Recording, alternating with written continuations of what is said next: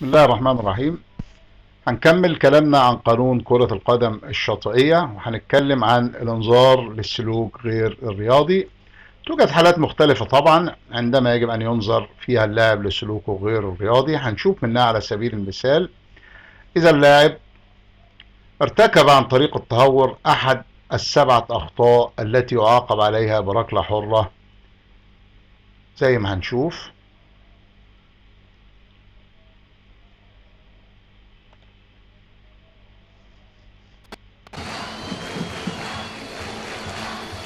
طبعا هذه عرقلة للاعب ينظر عليها اللاعب لوجود فرصة واحدة، وبيكون الانذار الثاني وبيتم طرد اللاعب. اذا اللاعب ارتكب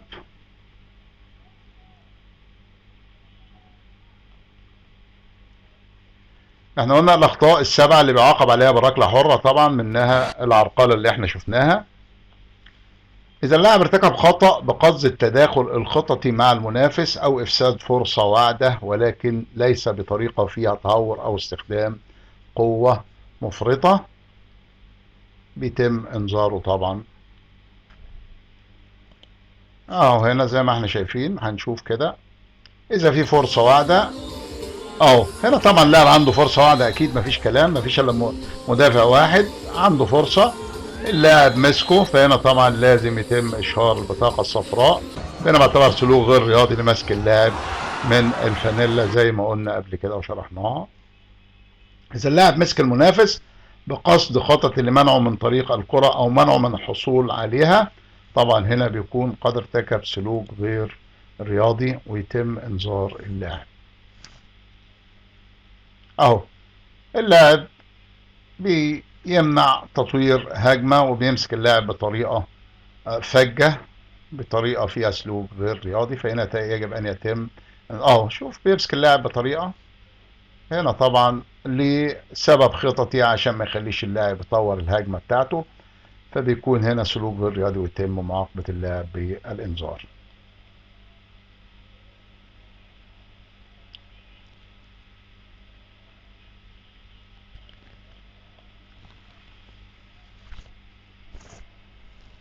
إذا اللاعب لعب الكرة باليد ليمنع المنافس من الاستحواذ عليها أو منعه من تطوير الهجمة، هذا لا يشمل طبعا حارس المرمى داخل منطقة الجزاء، وبيكون قد ارتكب سلوك غير رياضي ويتم انذاره.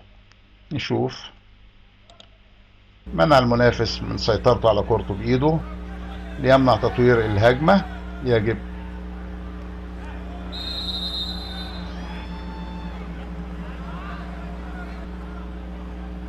شوف اللاعب بيسيطر على كرته طبعا بإيده.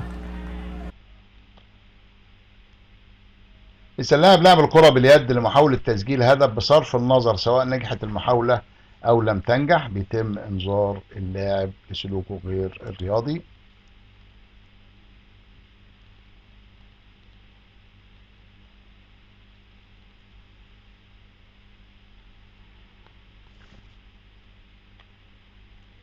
شوف هنا لاعب بيسجل هدف بإيده، طبعا هنا طبعا بيكون سلوك غير رياضي وبيتم إنذار اللاعب، سواء بقى لاعب سجل الهدف بإيده أو فشلت المحاولة، فهنا بيتم إنذار اللاعب زي القانون ما بيقول. هنا اللاعب طبعا إيده واضحة هنا وبيسجل هدف، طبعا بيتم إنذاره لسلوكه غير الرياضي. شوف لعبة تانية، اللاعب هنا طار بيحاول بقى يسجل هدف، هنا في محاولة وفشلت، بيحاول بايده، بيحاول، بيقول انه بيلعب بدماغه، لكن هو بيحاول يلعب بايده، بيحاول يسجل وفشلت المحاولة، برضه بيتم انذار هذا اللاعب لسلوكه غير الرياضي.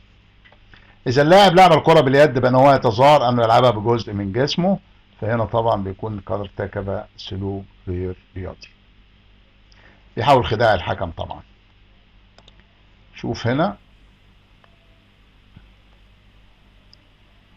اللاعب بيسيطر على كورته، بيقول ان هو بيسيطر بجسمه، لكن هو بيسيطر بدراعه، بيمنع الخصم من الوصول او بيمنع المنافس من الوصول الى الكرة، فهنا بيكون بيخدع الحكم وبذلك يجب ان يتم انذار اللاعب اذا كان بيلعب بطريقه فيها خداع للحكم. اذا اللاعب حاول منع هدف او منع فرصه محققه لتسجيل هدف بايده عندما لا يكون حارس المرمى داخل منطقه الجزاء ويفشل اللاعب في محاولته كره تدخل، برضه بيتم انذاره. اذا اللاعب حاول خداع الحكام بادعاء الاصابه او بادعاء الحصول على خطا، التحايل او المحاكاه او السيميليشن زي ما بنقول، فهنا يجب ان يتم انذار اللاعب. شوف اللاعب اللي بيدعي الاصابه او بيدعي ان في خطا وهو ما فيش اساسا خطا بالنسبه له، اهو اللاعب بيرمي نفسه، فهنا الحكم طبعا بيحتسب عليه ركله حره وبيشير له البطاقه لقيامه بالسيميليشن او محاوله خداع الحكم، لان بيرمي نفسه مفيش حد لمسه عشان يحصل على خطا او يحصل على ركله الجزاء لان اللعب داخل منطقه الجزاء، فهنا الحكم بيشير له البطاقه الصفراء لسلوكه غير الرياضي. اذا اللاعب قام بتغيير مكانه مع حارس المرمى اثناء اللعب بدون اذن الحكام، اذا اللاعب تصرف بطريقه تظهر عدم احترامه للمباراه طبعا، اذا اللاعب يلعب الكره عندما هو يمشي داخل الملعب بينما يكون قد حصل على اذن من الحكام لمغادره الملعب، يكون قد ارتكب سلوك غير رياضي ويجب انذاره عليه. اذا اللاعب كان يلهي المنافس بالكلام اثناء اللعب او اثناء استئناف اللعب، ده سلوك غير رياضي طبعا. اذا اللاعب كان بيصنع علامات داخل الملعب، طبعا علامات ممنوعه ورغم التحذير فانه بيكون قد ارتكب سلوك غير رياضي. الاحتفال بتسجيل الهدف بينما يكون مسموح طبعا ان اللاعب يعبر عن فرحته بعد تسجيل الهدف، فيجب الا يكون الاحتفال مبالغا فيه او فرحه يكون بطريقه مفرطه، لا يجب محاسبه اللاعب للسلوك غير الرياضي. شوف هنا goleiro, né? Bruno Xavier, bom drible. Vem pra ganhar a jogada do Boquinha, vai pro lançamento à frente, o Catarino passa. A bola sobra. هنا في خطأ طبعا، في لاعب حجز اللاعب اللي قدامنا ده ولكن الحكم ما شافش. تسجيل هدف. هنا في فرحة للاعب، ما القانون ما بيمنعش الفرحة ولكن بيمنع الافراط فيها. هنا طبعا اذا اللاعب احتفل بفرحته دخل الملعب تاني مباشرة فما بيكونش فيه خطأ هنا بالنسبة للاعب. اما اذا اللاعب تمادى يجب انذاره. يجب ان ينظر اللاعب اذا كان في رأي الحكام ان اللاعب اشار باشارات استفزازية او باعثة للسخرية او مثيرة للفوضى او لاي اشارات سياسية او عنصرية او الكلام اللي احنا عارفينه ده كله، يجب انذار اللاعب اذا كان على تيشيرته او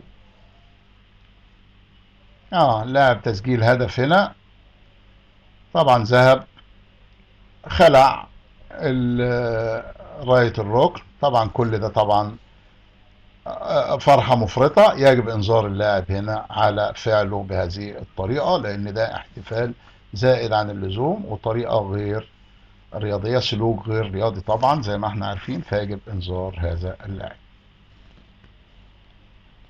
يجب ان ينظر اللاعب اذا تعلق باسوار السياج الجمهور للاحتفال بتسجيل الهدف. طبعا اللاعب بينظر ايضا اذا حرك فانيلته او غطى راسه بفانيلته حتى لو كان تحتها فانيلا داخليه مثلها. نشوف